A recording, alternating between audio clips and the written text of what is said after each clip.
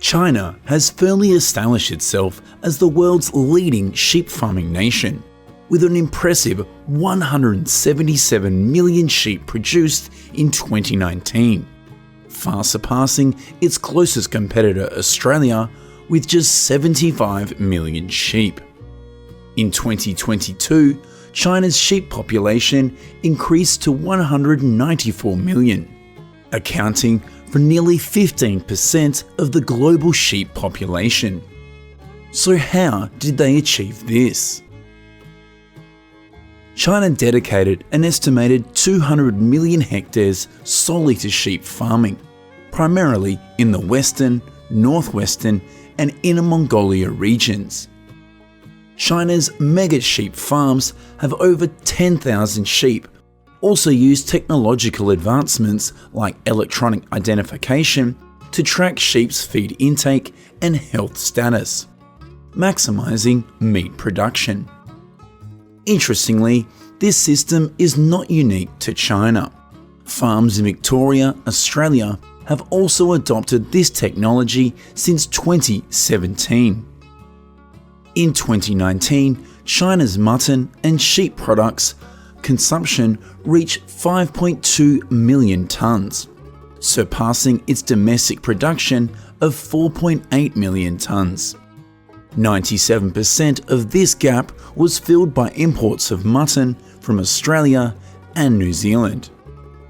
One of the most common sheep breeds found in Chinese sheep farms are Hu sheep, which account for approximately 70% of China's total sheep population. Then we have the Dopa and Merino sheep. These breeds, primarily found in Australia, are also gaining popularity in China because of their high-quality meat and wool production. At the core of any sheep farm, ewes are typically selected for their fertility and ability to deliver healthy lambs. Meat ewes are bred at 7 months old, while wool ewes are at 12 months old. Large sheep farms in China can house up to 100,000 ewes. Rams typically reach sexual maturity at 8 to 9 months of age and can serve 40 to 50 ewes per breeding season. To maintain their health and vigour, rams are often kept separate from the ewes and provided with regular exercise opportunities. In China, ewes are often inseminated artificially every 8 months or so. This approach contrasts with countries like Australia, where sheep are typically bred naturally just once a year. The gestation period for ewes is approximately 146 to 150 days. During this time, ewes require careful monitoring and adequate nutrition to ensure the health of both the mother and the developing lambs. Within a day after birth, lambs require colostrum, a nutrient-rich substance produced by the ewe's mammary glands. This milk provides the antibodies lambs need to fight off infections and build a strong immune system. For the first 10 days after birth, lambs continue to rely on their mother's milk for nourishment. As lambs mature, they gradually transition to solid feed, which typically begins between 11 and 20 days of age. Weaning typically occurs between 80 and 90 days. The housing environment plays a critical role in the health and well-being of the sheep. In China, they keep about 1,700 sheep per acre, which is more crowded than in Australia. Outside of grazing time on pastures, sheep require a sheltered environment to protect them from the harsh weather conditions. Farmers clean the barn daily and do a deep clean monthly to ensure ventilation and sanitation of the environment. Manure, automatic cleaner, is used in big farms to save cost. Feeders and troughs are strategically placed within sheep housing areas, so sheep can easily eat whenever they want. In recent years, farms in the northwestern region of China have started using automated feeders to increase the productivity of the farms. These machines can mix the feed according to the farmer's order. Plus, they can be programmed to deliver feed at specific times of the day, eliminating the need for manual feeding and reducing labour costs. Chinese sheep farmers have developed specialised care practices tailored to the specific needs of wool and meat sheep. Wool sheep require regular bathing to maintain the cleanliness and health of their fleece. Bathing frequency varies depending on the season, with 2 to 3 baths per month during the summer and 1 bath per month during the winter. Same as how it's done in the West, the ideal time for shearing wool sheep in China is in the spring, when the weather is warm and dry, minimizing the risk of chills and stress for the animals. Sheep give the best wool in just 5 to 7 years. After that, they will be slaughtered for meat consumption. Meat sheep, raised primarily for their meat production, require a different set of care practices, focused on maximizing growth and ensuring meat quality. Mature rams and culled ewes are typically raised separately from wool sheep in order to prevent crossbreeding. In the 2 months leading up to slaughter, meat sheep are provided with a specialized high-energy diet to promote rapid weight gain and improve meat quality. Regular veterinary checkups, parasite control, and vaccination programs are carried out 3 times a year. Recently, big farms in China also built dedicated quarantine areas, treatment areas, and slaughterhouses to ensure biosecurity and humane handling practices. The journey of wool begins with the shearing process. Skilled shearers use specialized equipment, either electric shearing machines or traditional handheld shears, to carefully remove the fleece. Once shorn, the raw wool undergoes a thorough washing process known as scouring. This stage aims to eliminate dirt, grease, and other impurities that may have accumulated on the fleece during the sheep's grazing and living environment. After scouring, the clean wool is sorted based on its quality and fibre characteristics in a process called carding. The next step in the wool processing journey is spinning to make yarn. First, the fibres are drawn out, aligned, and then twisted together to form a strong, pliable yarn. While naturalized wool colours like white, black, and brown are often prized for their versatility, dyeing can bring in more colour options for customers. Once spun into yarn, the wool is carefully wound onto bobbins or spools, ensuring that the threads are evenly distributed and free of tangles. Sheep are typically harvested for meat when they reach approximately 1 year of age, a point at which they have lost their milk teeth. First, the sheep are transported to a slaughterhouse. Upon arrival, they undergo a brief period of rest and are provided with a light meal in order to reduce stress levels. Subsequently, the animals are rendered unconscious through a humane stunning process, which can involve the same methods for cattle, such as captive bolt stunning or electric stunning. Following the stunning, the sheep are blooded immediately. The carcass is then prepared for further processing through the removal of internal organs, including the heart, lungs, liver, and intestines. Then carcasses are stored in a huge cold room on site before cutting. The final stage involves carcass cutting, where the meat is divided into various cuts based on consumer preferences and culinary applications. The processed meat is then subjected to rigorous inspection and quality control measures before being packaged and distributed for consumption. Sheep milk, while less known than cow's milk, holds a special place in southern China, particularly in the Hu sheep breed-rearing regions. Sheep reach their peak milk production between the ages of 2 and 5, during which they can yield approximately 2 to 3 litres of milk per day. Modern dairy farming in China has used automated milking systems to streamline the milking process.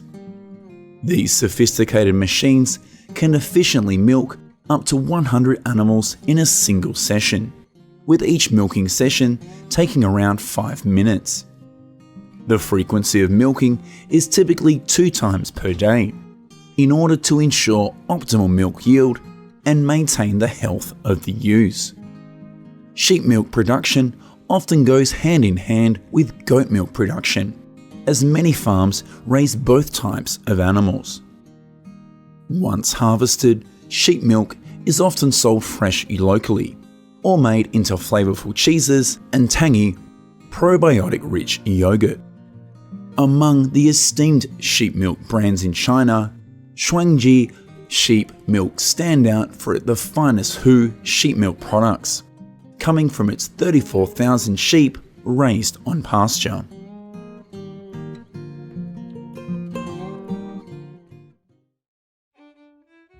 In the United States, meat doesn't just simply go from farm to processing plant and to your plate. So how complicated is this process really? And what happens to male dairy calves that can't produce milk? Today, we'll visit 4 unique livestock industries in the US to answer these questions.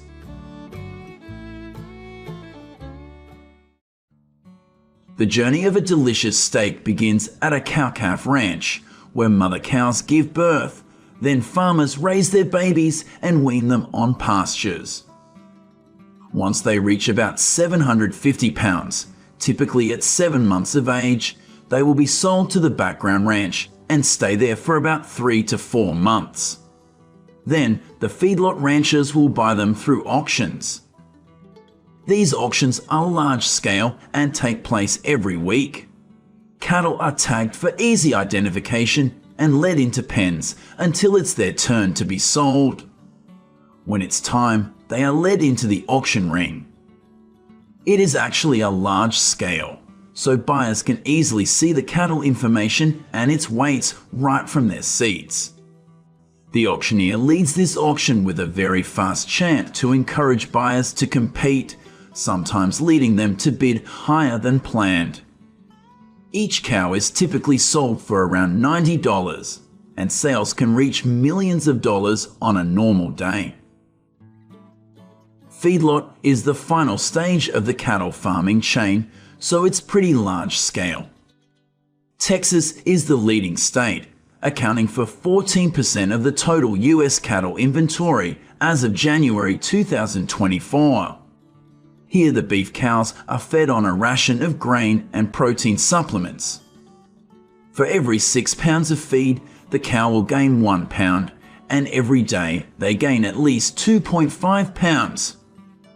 This diet also promotes great marbling, resulting in carcasses that meet the 3 quality grades of the US Department of Agriculture.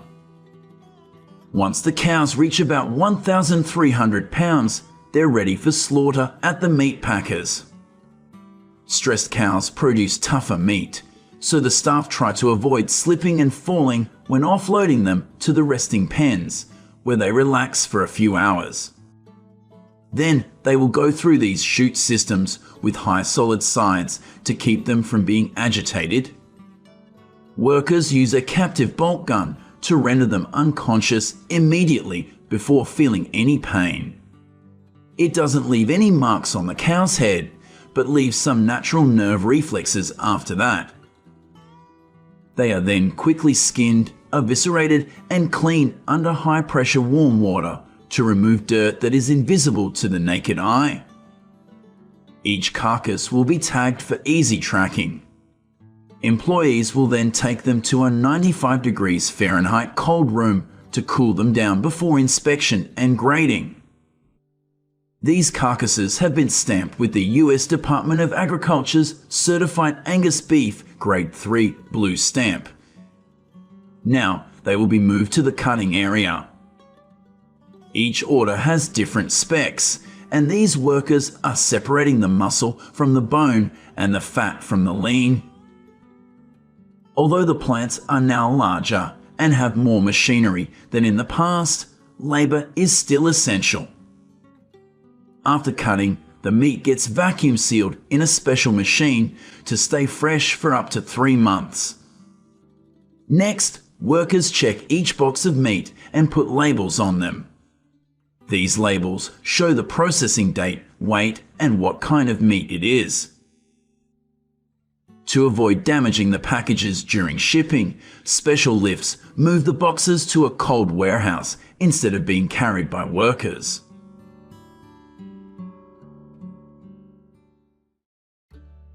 The USA is number 2 in the world for cow milk, right behind India. Jerseys and Holsteins are the most common dairy breeds here because they can give up to 15 gallons a day. 2-year-old dairy cows will start making milk after they give birth to a calf. They only have to spend about 10 minutes on this milking machine 3 times a day. On some farms, like this one in Washington, each cow gives 10 gallons daily. Freshly harvested milk is pumped into a large chilling tank to cool down so bacteria don't multiply rapidly. Before the milk leaves the farm and again at the factory, it gets some special tests for temperature, bacteria, and antibiotics. Once approved, it will first be separated in a centrifuge to produce a variety of choices, such as whole milk, semi-skimmed, or skimmed milk. Homogenization is the next step, where fat particles are broken down so they won't clump together as cream like on top of raw milk.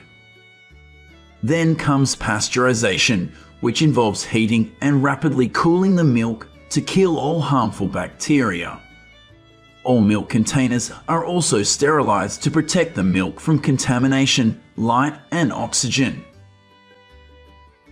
While female dairy cows are raised for 8 to 14 years for milk, male dairy calves are like byproducts in the US.